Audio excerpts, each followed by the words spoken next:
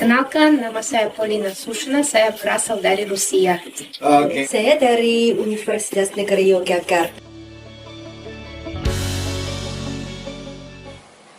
Hai guys, jumpa lagi. Kali ini kita membahas program Bahasa Indonesia untuk penutur asing. Program BIPA tak hanya digelar di luar negeri, tapi juga di dalam negeri. Setiap tahun banyak sekali mahasiswa asing yang belajar bahasa Indonesia di negara kita. Mahasiswa Jepang berikut ini hanyalah salah satu contoh. Yuk kita simak ya. Yaitu Kyohei Oki. Ya, nama saya Oki Kyohei. Saya berasal dari Jepang. Saya berumur 22 tahun. Sekarang saya mahasiswa Universitas Osaka. Terus ambil jurusan bahasa Indonesia. Dan aku sedang belajar bahasa Indonesia di UPI. Sebelum datang ke sini, udah tahu bahasa Indonesia. Sudah tahu bahasa Ya. Indonesia. Dari mana? Dari Pertama kali. pertama kali itu pas SMA. Saat itu aku ikut kesukarelaan untuk menanam pohon karet di Malaysia. Ikut kesukarelaan untuk menanam pohon karet di Malaysia. Ya. Terus pas itu aku pergi ke Malaysia, makanya aku belajar bahasa Malaysia.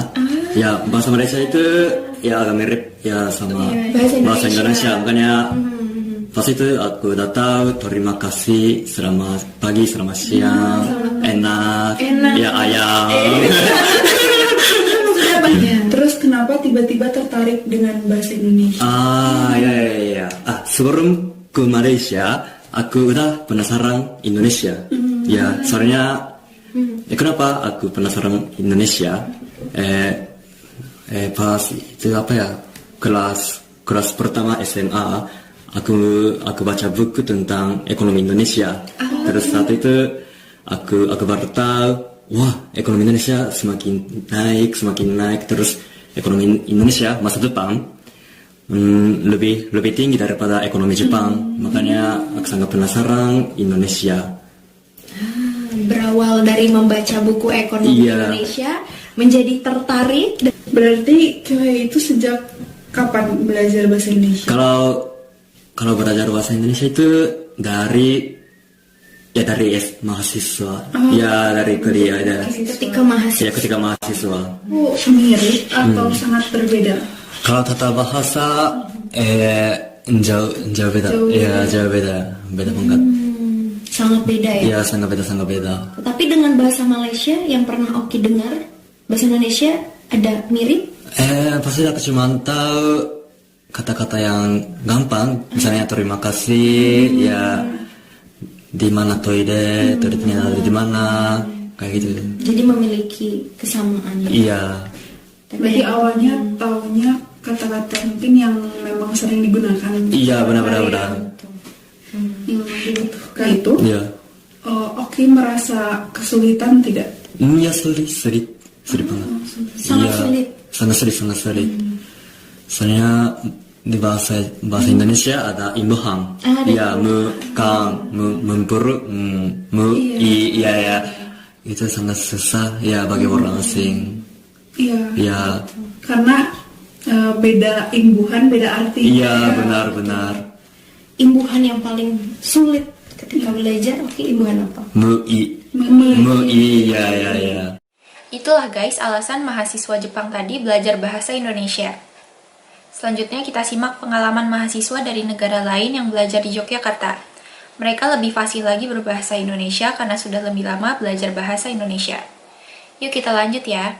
Oke, halo semuanya. Saya Kirana. Nama asli saya Yan Yufei. Saya berasal dari China.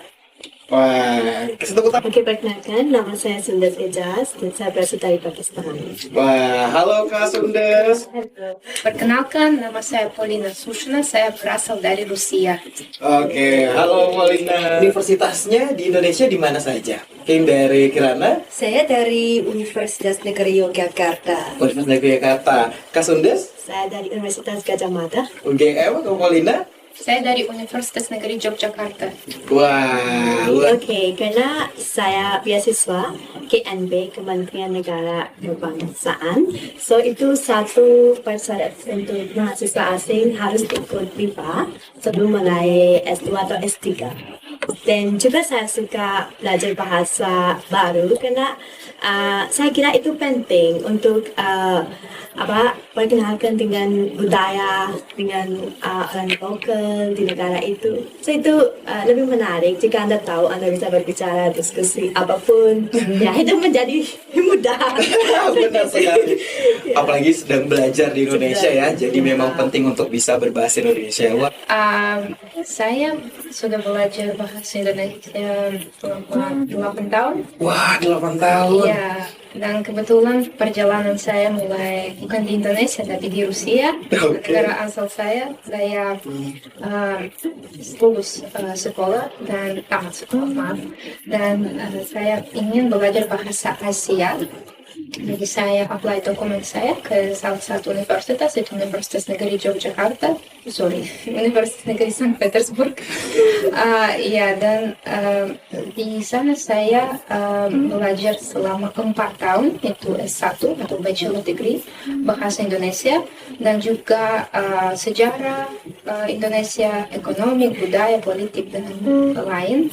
Karena saya dan teman-teman kuliah saya di Rusia dipersiapkan untuk menjadi guru dosen bahasa Indonesia dan juga bisa penerjemah. Dan kami memang harus tahu semua tentang Indonesia. Wah, luar biasa ya. Kita sih bisa diceritakan alasan pelajari bahasa Indonesia. Oke, Mas. Sekarang saya di Jogja untuk pertukaran belajar ya. Waktu di Tiongkok di universitas saya masih jurusan bahasa Indonesia. Ya karena sebelum masuk universitas, ayah saya pernah ke Jogja dan Jakarta untuk bekerja sementara. Dan kemudian dia pulang dan sudah menceritakan banyak pengalaman tentang budaya, kuliner di sini. Jadi saya kira mungkin sangat suka budaya di sini. Jadi mau pilih jurusan bahasa Indonesia untuk mengenal lebih mendalam tentang budaya Indonesia gitu. Wah, luar biasa sekali. Karena saya punya beberapa teman yang pernah belajar di Indonesia sebelum saya datang ke Indonesia, dan mereka juga ikut scholarship atau mahasiswa program. Iya, dan mereka menceritakan bahwa kota yang paling bagus untuk mahasiswa adalah Yogyakarta. Iya, dosen-dosen di Rusia juga merekomendasikan saya melanjutkan kuliah saya S2 di sini di Yogyakarta karena itu kota untuk mahasiswa untuk belajar, dan juga di sini cukup murah dibandingkan dengan Indonesia. Dan selain itu juga saya waktu datang ke sini saya merasakan itu suasana mahasiswa atau suasana pelajaran itu. Saya rasa kota-kota lain mungkin tidak begitu seperti Yogyakarta. Di Jogja? Sama sih, itu seperti home yang kedua ya. Ketika saya pergi ke kota lain, aku rindu Jogja. Ya. Bener. Tadi Kirana sempat bilang karena Kirana di sini cuma 6 bulan, terus Paulina bilang ya kurang ya kalau 6 bulan saja ya. Iya. Berencana lanjut Kirana? Rencana lanjut itu pulang untuk lanjutkan jurusan bahasa Indonesia. Kemudian mungkin akan bekerja lagi di Jogja. Mas, pada awalnya yang paling sulit bagi saya, bukan hanya saya, bagi semua pembelajar BIPA di Tiongkok itu adalah R. Sebut R ya. Karena dalam sistem bahasa Tiongkok atau bahasa Mandarin itu tak ada R. Ya, jadi awalnya sangat sulit R. Ya, kemudian suatu hari saya sedang mandi ya. Kemudian saya sedang nyanyi, sedang bicara bahasa Indonesia. Tiba-tiba, bisa R itu keluar. Jadi senang banget. Ya. Itu kesulitan terbesar ya untuk menyebut huruf R. Kalau Kak Sundes? Untuk aku itu Enggak. Saya juga.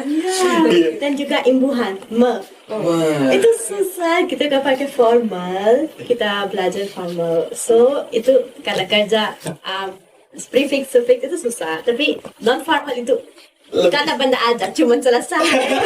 Itu susah dikit imbuhan dan ya. Kalau Paulina? Saya setuju dengan Sundus karena saya sedang S2 masuk kuliah dan saya menyiapkan tesis saya tentang BIPA, terutama kesulitan mahasiswa asing, mahasiswa BIPA yang sedang belajar bahasa Indonesia. Dan saya memfokuskan tesis saya untuk pemula, mahasiswa pemula, dan saya membaca banyak penelitian dan dalam penelitian itu cukup banyak peneliti mengatakan bahwa kesulitannya dalam tata bahasa, terutama afiksasi, bukan hanya. Begitulah guys pengalaman mahasiswa asing belajar bahasa Indonesia. Pengalaman seperti itu tentu penting sebagai masukan buat penyelenggara BIPA, sehingga kita bisa terus memperbaiki kualitas pengajaran BIPA dan disesuaikan dengan latar belakang mahasiswa asing. Terima kasih sudah menonton sajian kami, sampai jumpa lagi.